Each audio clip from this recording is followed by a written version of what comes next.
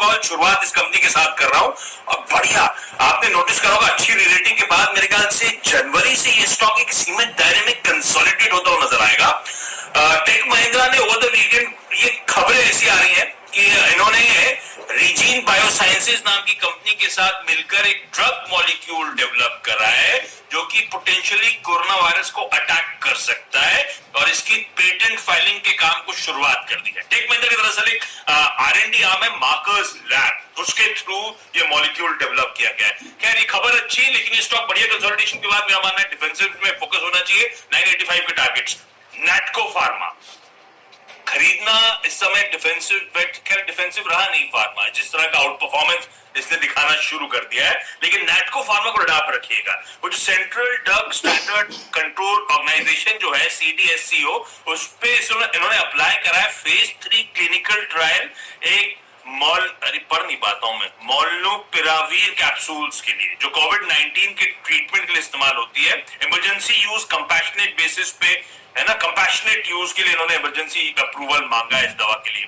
अब ये जो दवा है दरअसल जो कोविड, अब तक कोविड के लिए light symptoms, minor symptoms, moderate symptoms, तो ये दरअसल दवा कहा जा रहा है मॉडरेट से जो एग्रेसिव सिम्टम्स आएंगे उसके ट्रीटमेंट के लिए इस्तेमाल हो सकती है। कंपनी कह रही है भाई अप्रूवल आया है अगर एक कंपैशनेट बेसिस पे तो इस महीने ही लॉन्च होती हुई नजर आएगी वो दवा। तो ये खबर आ चुकी है पर रेरे की खबर दूर पकड़ने मुझे लगता है इस तरह की कंपनीज पे बेट करना है। 995 के साल के आइज ऑलमोस्ट 1000 के थे, लग रहा है रिविजिट करने की तैयारी कर रहा है, इसीलिए नैटको फार्मा, अजंता फार्मा इसीलिए ले रहा हूं, वो भी स्क्रीन पर आएगा क्योंकि बहुत स्ट्रॉन्ग नंबर्स इस कंपनी की तरफ से आए 6% बढ़ने की उम्मीद डबल बढ़ी है, 11-12% का उछाल, EBITDA में 71% का जंप, 22% से मार्जिन बढ़कर 34% क्लॉक करे, मुनाफा इस कंपनी का 23% बढ़ा, इंडिया बिजनेस 23% बढ़ा, यूएसए बिजनेस 20% बढ़ा, हर पैमाने पे नंबर्स बहुत स्ट्रॉन्ग, इसीलिए अजंता फार्मा बड़ा टिकट साइज वाला काउंटर, लेकिन इस स्टॉक को रेडार पर रखिएगा खरीदारी करने के मौके।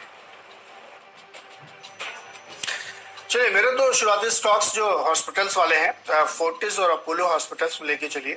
कारण ये है कि वैक्सीनेशन शुरू हुआ है यंगर एज के लिए, तो उसमें बहुत सारी जो हॉस्पिटल चेन्स हैं वो अपनी तरफ से लगाए, क्योंकि स्टेट गवर्नमेंट को भी अलाउ किया गया है, हॉस्पिटल्स को भी अलाउ किया गया है।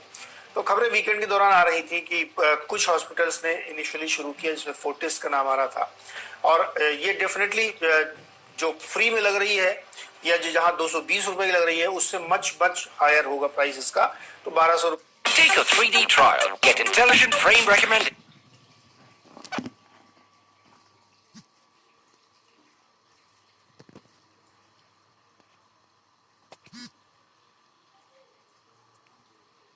तक की बातें चल रही हैं और मुझे लगता है कि जो स्थिति है इस समय वैक्सीन है नहीं इतनी ज्यादा, तो जिसको जहां मिलेगी वहां लगाएगा, फिर प्राइस नहीं देखेगा आदमी, और ये इनके फेवर में जाता है क्योंकि बहुत सारी जो इंपोर्ट शुरू हो गई, आपने देखा होगा स्पुतनिक का इंपोर्ट शुरू हुआ है, कई और J&J की बात चल रही कि वो इंपोर्ट करके लाएंगे, तो ये गेन होगा हॉस्पिटल्स को, क्योंकि स्टेट गवर्नमेंट या सेंट्रल गवर्नमेंट इतने महंगे पे लाके अभी फिलहाल नहीं कर रही है, लेकिन प्राइवेट कंपनीज लाएंगी और मैसिवली इनके लिए एक बिजनेस अपॉर्चुनिटी भी बनेगी। तो मुझे लगता है कि फोर्टिस और अपोलो हॉस्पिटल में ध्यान रखना चाहिए, यहाँ पे खरीदारी बन सकती है।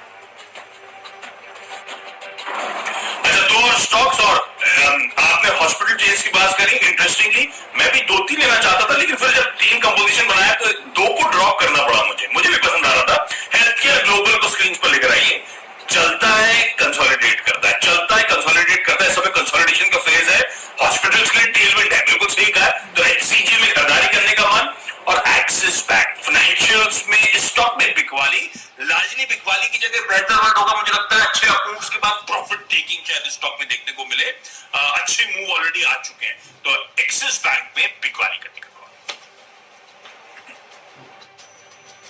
चलिए फटाफट और खरीदारी वाले स्टॉक्स आपको बता दूं यहाँ पे। एक तो CDSL के रिजल्ट्स आए थे, रिजल्ट ठीक ठाक लग रहे हैं। इन्होंने कुल आमदनी जो है उसमें करीब 51% की ग्रोथ दिखाई है, प्रॉफिट इनका 81% बढ़ के है, 9 रुपए का डिविडेंड दिया। हालांकि स्टॉक ने बहुत अच्छी रैली दिखाई है, लेकिन बता रहे हैं कि ये क्वार्टर बहुत अच्छा गया और इसके आने वाले क्वार्टर्स भी और अच्छे होंगे। हमें लगता है कि इस पर थोड़ा ध्यान दिया जा सकता है, खरीदारी की जा सकती है। HCL टेक्नोलॉजीज में आप देखिए IT स्टॉक्स इस पूरे दौर में आप रिजल्ट्स जब आए उसके बाद थोड़ा कंसोलिडेशन हुआ और अब उसमें फिर से बढ़त देखने को मिल रही है। मुझे लगता है HCL टेक पे ध्यान रखिएगा, इसमें बड़ी तेजी की गुंजाइश बनती हुई दिख रही है, तो ये यहाँ पे खरीदारी कर सकते हैं। और पांचवा स्टॉक भी यहाँ पे मैं बता दूं आपको, कैडिला हेल्थ केयर पे ध्यान रखिएगा। कैडिला हेल्थ केयर इसलिए क्योंकि इसका अगला स्टॉक जो हमारा है वो उससे कनेक्टेड है कि वैक्सीनेशन में उन कंपनियों को सबसे ज्यादा फायदा हो रहा है जो या तो इंपोर्ट कर रही है, जो खुद बना रही है। और कैडिला का जो मुझे शायद ऐसी लग रही है खबर कि इस हफ्ते उसकी जो वैक्सीन है वो फाइनल अप्रूवल आ जाएगी, तो इसके लिए एक बड़ा गेम चेंजर होगा। तो कैडिला ध्यान रखिए। मेरे 5 स्टॉक हो गए आशीष, डिपेंडेबल बताए। डिपेंडेबल के तौर पे एक और फार्मास्यूटिकल बेट है, पर ये वो फार्मा कंपनी है जो अंडर परफॉर्म कर रही है, मैसिवली अंडर परफॉर्म कर रही है। बायोकॉन 488 के साल के हाईज 378 के लेवल्स पर ट्रेड होता हुआ, फ्राइडे को भी अच्छी खासी वीकनेस थी, पर ये कंपनी पसंद आ रही है। कुछ दिन पहले किरण मजूमदार शॉ से भी मैंने डिटेल में बातचीत कर रखी है चैनल पे। अब समझिए, देश की सबसे बड़ी बायो फार्मास्यूटिकल कंपनी है, जो डिमांड है इसकी रीपर्पस ड्रग इतोलुजुमाब, वो गजब की डिमांड है, आप सब जानते हैं। फेज 4 के ट्रायल्स पे कंप्लीशन नियर अप होता हुआ नजर आएगा आपको। और इतोलुजुमाब की डिमांड इसीलिए क्योंकि मॉडरेट से सिवियर कोविड पेशेंट्स जो होते हैं उनके ट्रीटमेंट के लिए इस दवा का इस्तेमाल बखूबी करा जा रहा है। ये एक और क्रिटिकल ड्रग रेमडेसिविर जो है वो भी ये कंपनी मैन्युफैक्चर करती है, और आप जानते हैं कि इसमें डिमांड सप्लाई मिसमैच हो चुका है।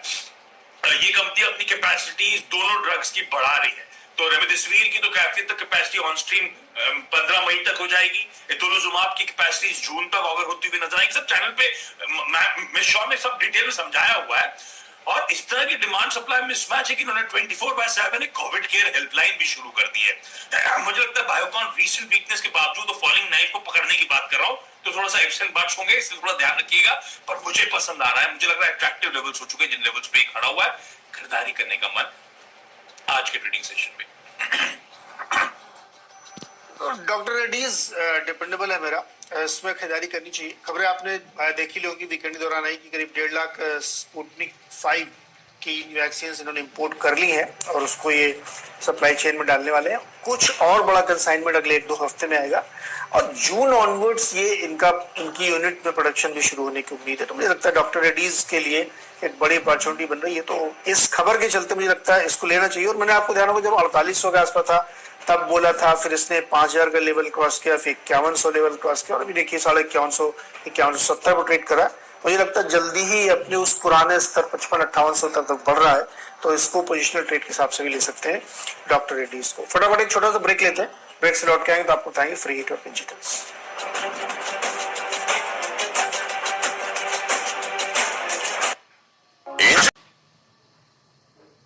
जो स्थिति है इस समय, वैक्सीन है नहीं इतनी ज्यादा, तो जिसको जहां मिलेगी वहां लगाएगा, फिर प्राइस नहीं देखेगा आदमी, और ये इनके फेवर में जाता है क्योंकि बहुत सारी जो इंपोर्ट शुरू हो गई, आपने देखा होगा स्पुतनिक का इंपोर्ट शुरू हुआ है, कई और J&J की बात चल रही कि वो इंपोर्ट करके लाएंगे, तो ये गेन होगा हॉस्पिटल्स को, क्योंकि स्टेट गवर्नमेंट या सेंट्रल गवर्नमेंट इतने महंगे पिला के अभी फिलहाल नहीं कर रही है, लेकिन प्राइवेट कंपनीज लाएंगी और मैसिवली इनके लिए एक बिजनेस अपॉर्चुनिटी भी बनेगी। तो मुझे लगता है कि फोर्टिस और अपोलो हॉस्पिटल में ध्यान रखना चाहिए, यहाँ पे खरीदारी बन सकती है। अच्छा, 2 और स्टॉक्स, और आपने हॉस्पिटल चेंज की बात करी, इंटरेस्टिंगली मैं भी 2-3 लेना चाहता था, लेकिन फिर जब टीम कंपोजिशन बनाया तो 2 को ड्रॉप करना पड़ा मुझे भी पसंद आ रहा था। हेल्थ केयर ग्लोबल को स्क्रीन पर लेकर आइए, चलता है कंसोलिडेट करता है, चलता है कंसोलिडेट करता है, समय कंसोलिडेशन का फेज है, हॉस्पिटल्स के लिए टेलविंड है, बिल्कुल सही कहा। तो HCG में खरीदारी करने का मन, और एक्सिस बैंक फाइनेंशियल्स में स्टॉक में बिकवाली, लार्जली बिकवाली की जगह बेहतर वर्ड होगा मुझे लगता है अच्छे मूव्स के बाद प्रॉफिट टेकिंग शायद स्टॉक में देखने को मिले, अच्छे मूव ऑलरेडी आ चुके हैं, तो एक्सिस बैंक में बिकवाली करने का। चलिए फटाफट और खरीदारी वाले स्टॉक्स आपको बता दूं यहाँ पे। एक तो CDSL के रिजल्ट्स आए थे, रिजल्ट ठीक ठाक लग रहे हैं। इन्होंने कुल आमदनी जो है उसमें करीब 51% की ग्रोथ दिखाई है, प्रॉफिट इनका 81% बढ़ के है, 9 रुपए का डिविडेंड दिया। लगे स्टॉक ने बहुत अच्छी रैली दिखाई है, लेकिन बता रहे हैं कि ये क्वार्टर बहुत अच्छा गया और इसके आने वाले क्वार्टर्स भी और अच्छे होंगे। हमें लगता है कि इस पर थोड़ा ध्यान दिया जा सकता है, खरीदारी की जा सकती है। HCL टेक्नोलॉजीज में आप देखिए आईटी स्टॉक्स इस पूरे दौर में आप रिजल्ट्स जब आए उसके बाद थोड़ा कंसोलिडेशन हुआ और अब उसमें फिर से बढ़त देखने को मिल रही है। मुझे लगता है HCL टेक पे ध्यान रखिएगा, इसमें बड़ी तेजी की गुंजाइश बनती हुई दिख रही है, तो ये एक यहाँ पे खरीदारी कर सकते हैं। और पांचवा स्टॉक भी यहाँ पे मैं बता दूं आपको, कैडिला हेल्थ केयर पे ध्यान रखिएगा। कैडिला हेल्थ केयर इसलिए क्योंकि इसका अगला स्टॉक जो हमारा है वो उसी से कनेक्टेड है कि वैक्सीनेशन में उन कंपनियों को सबसे ज्यादा फायदा हो रहा है जो या तो इंपोर्ट कर रही है, जो खुद बना रही है। और कैडिला का जो मुझे शायद ऐसी लग रही है खबर कि इस हफ्ते उसकी जो वैक्सीन है वो फाइनल अप्रूवल पा जाएगी, तो इसके लिए एक बड़ा गेम चेंजर होगा। तो कैडिला ध्यान रखिए। मेरे 5 स्टॉक हो गया आशीष।